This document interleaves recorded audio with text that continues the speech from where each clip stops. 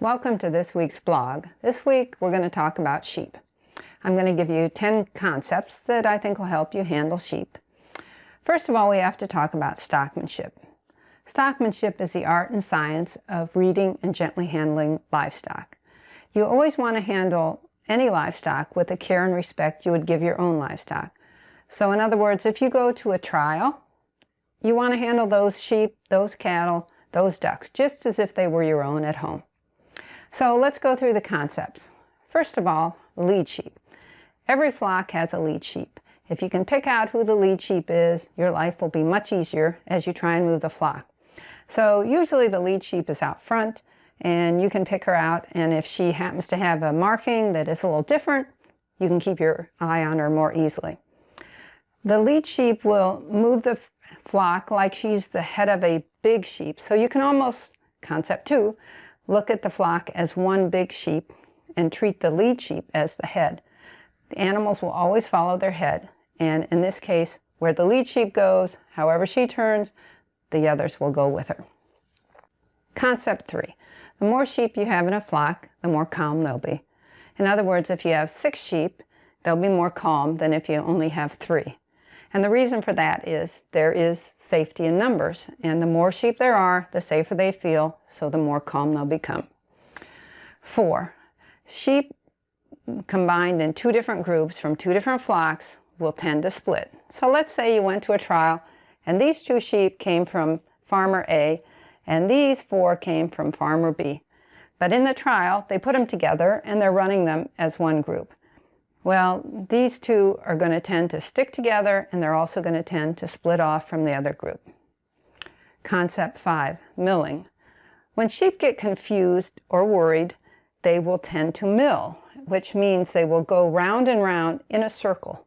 And in order to deal with that, you usually just stop your dog, let things calm down, let the sheep relax, and then start moving them again.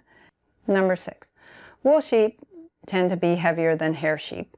So that means if you're working wool sheep, which is something like Suffolk's, your dog will have to get closer, apply more pressure. Hair sheep tend to be light, which means they tend to be flighty, almost some of them like deer. Number 7, different breeds of sheep work differently. If you've been working wool sheep at home, let's say Suffolk, and you go to a trial and they're using Rambouillet, which are another wool sheep, that doesn't mean they're going to work just like your Suffolks did. Different breeds of sheep work differently. 8, rams, lambs, and ewes work differently. Rams tend to be heavier, lambs tend to be lighter. 9, the same sheep work differently for different dogs. So if you send your dog out and they can work quite close, everything's great, that's wonderful. You might have another dog and you send that dog out on the same sheep, they might have to keep much more distance in order to keep the sheep calm. Number 10, block exits, don't force entrances. So let's say we want our sheep to go through this chute here. These are the wings of the chute, this is the chute. This happens to be our lead sheep, and we get her up here, and the others will follow, of course, if we do a good job. But let's say she decides she wants to not go in through the chute. Well, then your dog has to come up and block this side of the chute. Now she says, well, okay, I'll go this way. Well, then you have to step up and block this side.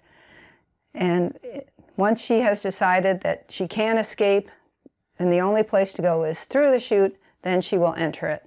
So you don't want to force an entrance, you want to block the exits. And the final thing is a tip. The easiest way to learn how to handle and work with sheep is to do it without your dog. Once you get in there and move them by yourself, you will start to find out what sheep are all about.